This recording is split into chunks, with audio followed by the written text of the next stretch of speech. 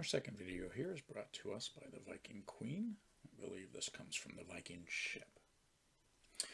Okay, so now that we have a little bit understanding of the simple interest and a basic formula, we're going to look real quick at these three, let's see, 1, 2, 3, 4, 5 important terms and the letters that we're going to use throughout the section.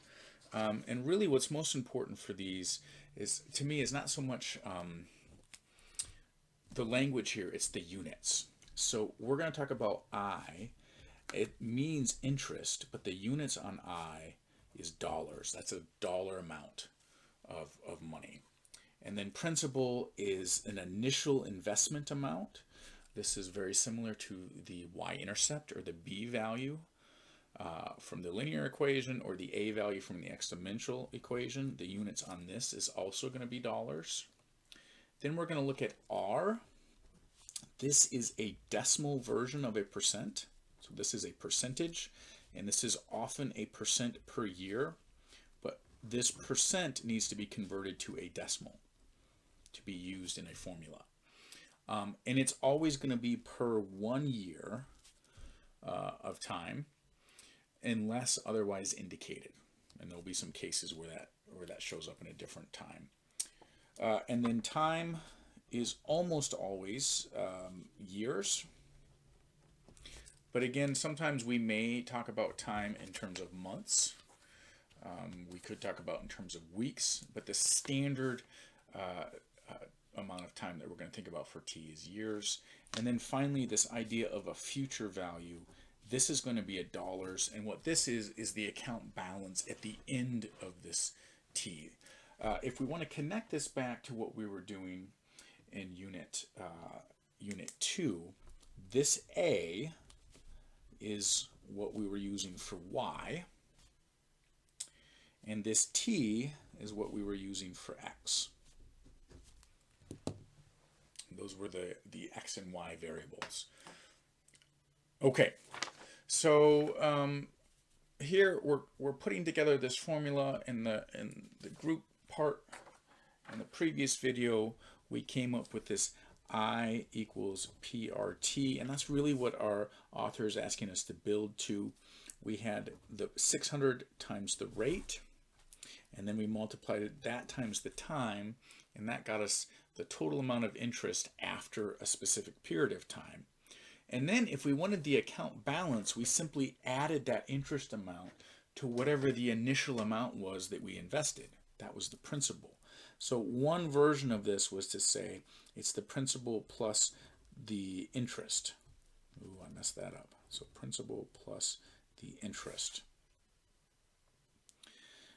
Another way to write that is to take what we just wrote here and rewrite it as principal plus the principal times the rate times the time, either way. So we can use either version of these formulas and say, well, what is the future value of an investment of $600 that pays 5% interest in 30 years? Well, that's just this 600 times 0.05 times our 30 years. Now I'm going to show this in Desmos. So here we take our 600 plus 600 times 0.05 times 30, and there is our amount. Our account balance would be $1,500.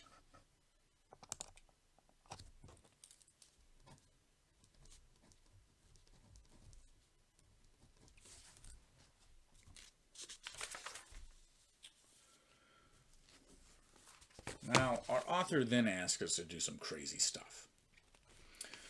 And this is just some taking you back to Algebra 2.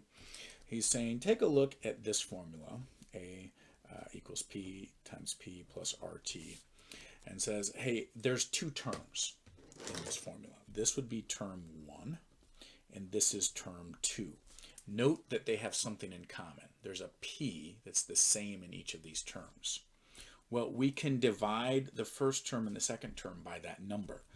In other words, I can take P plus PRT, and I can divide each of the terms by that P. Well, when I do that, when I write this out I'll put a P out front, and then I'll multiply inside the parentheses the division of these things. So P divided by P is 1, and PRT divided by P, the P's cancel, we're left with RT, and we get a new version of this equation. That is that the future value is equal to the principal written outside the parentheses times 1 plus the rate times the time. And is that useful? I don't know. It's just another version of the simple interest formula for the future value. And so in the end, we have these three little formulas. We can calculate the interest directly just by multiplying the principal times the rate times the time.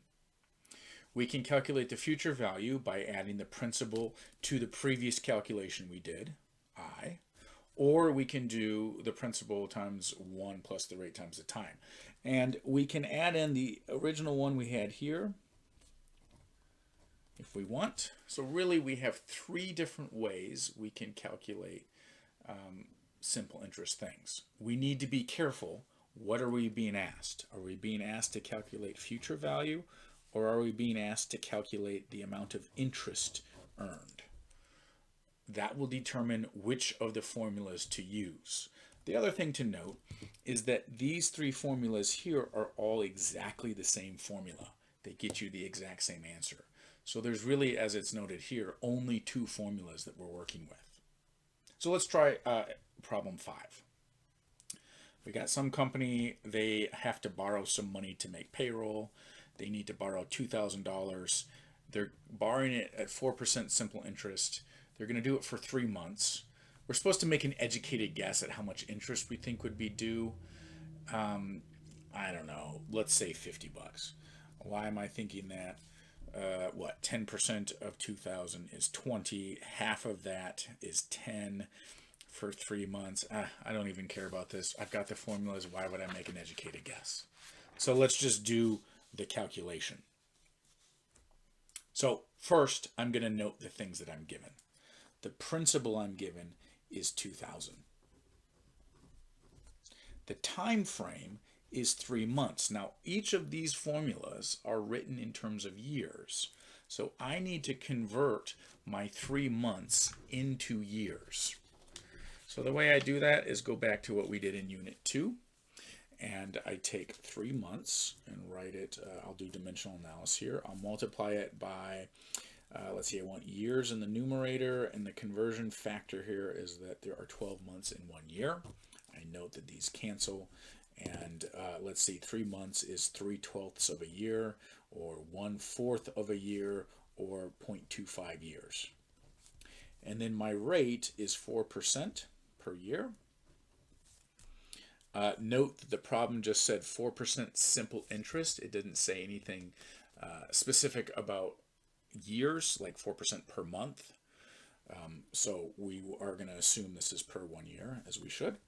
And how we would use this is divided by 100, which would be 0.04. If we are to find the future value, then we can just plug this into, let's do the P plus PRT version. And we will do 2,000 plus 2,000 times 0.04 times 0.25. We'll then run to a quick calculation in Desmos.